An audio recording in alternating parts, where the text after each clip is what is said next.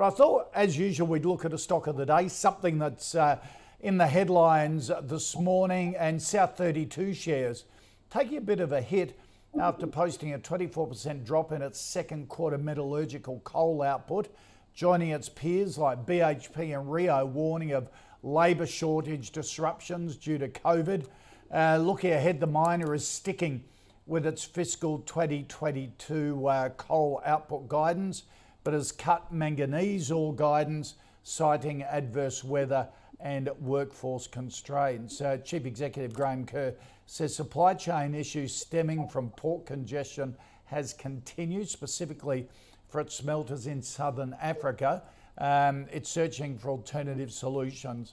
It's Howard Coleman. It's becoming a bit of a common theme, whether you're in hospitality or the mining industry or right across the board, is labour disruption, and it's flowing through to the bottom line. What do you think of the update and also of South32 as a stock? Yeah, well, I mean, firstly, Australia got away without terrible labour shortages for many years because we took in a lot of immigrants. And now we've stopped taking the immigrants in, and obviously that's creating these labour shortages. But South32, the problem from a Teaminvest perspective always is these mining companies, you can never, ever know what their earnings per share are going to be like in the future, because it depends largely on two things, one of which is outside their control.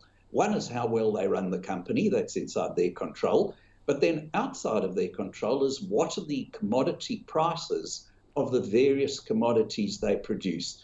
They've got to invest a huge amount of money up front, digging holes, building plant, etc., in order to somewhere down the track sell this stuff at a price that they have no idea what it's going to be in the future. And on that basis, doesn't pass our kind of filters that we look at, because we want to be virtually sure that earnings per share will be materially higher down the track, because that's the only way we can be virtually sure the dividends will be higher and that capital appreciation will happen. Yeah. Francesco, what do the odds analysts think of South32's report today and also the stock at these levels? Yeah, so focusing on the report to start with, we think that the results are fairly mixed. I mean, we're starting to see a bit of a trend within the sector where, COVID, supply chain issues are occurring, and also there's issues with weather as well. So that's flowing through to, it looks like the whole sector. The share price is down about 5%, but you've got to remember the share price has rallied significantly over the last sort of 4 to 5 months. So probably a little bit of bad news deserves a little bit of a pullback. Looking at it across the diversified sector, I think it presents really good value here. The share price might get a little bit weaker with the the weakness in the general market overall, but it's trading on a PE of about we're seeing about 5-6 times earnings at the moment, and delivering a dividend of around about 8% fully franked. And that's over the next 2 to 3 years expected from our analysts. So it's caught up a bit to the bigger ones like BHP and Rio. So I think it offers good value. Looking to buy it, we do have a buy recommendation on it. I'd give it a little bit of time and let a bit of this negativity from the production numbers settle in. Whether you wait to see the reporting season results come out or buy before it depends on your risk profile, I would suppose. But I think it's presenting reasonable value, and the overall market weakness at the moment might present a bit of buying opportunity as well. Gee, Francesco, these miners, 8% fully franked dividend. Boy, I mean, that hasn't occurred for a while, has it? No, well, I mean, if you look at Fortescue, last year they delivered sort of double-digit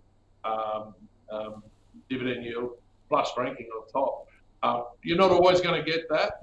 This is a fairly unique period, I think, with commodity prices fairly elevated. Howard's right. Commodity prices are going to move around. They are out of their control, just like COVID's out of everyone's control as well. But our analysts have put in their long-term commodity price forecasts, and they're obviously softer than spot prices But there's a lot of cash flow coming through these businesses at the moment, which helps them deliver these very large dividend yields. Yeah, absolutely.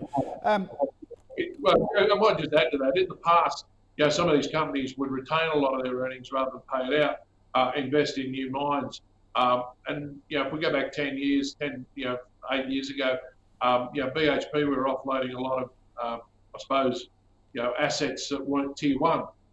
So management, you've got to rely on management making good acquisitions, and that didn't occur back then. So I think what management's doing now is saying, well, we'll pay it out and let the investor, invest in new mines somewhere else. Yeah.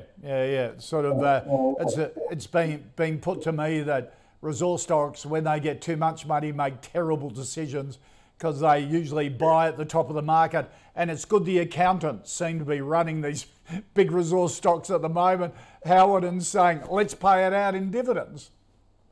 Yeah, the only disadvantage, of course, is that if they're not investing in new mines, it's a wasting resource. If you're invested in a company that is not a wasting resource, if they grow their earnings, the chances are they'll grow them even more the following year. But when it's a wasting resource, with each year that passes, the commodity that they're now extracting is probably a higher cost than the one that they'd already done, simply because they usually extracted the cheapest and easiest first.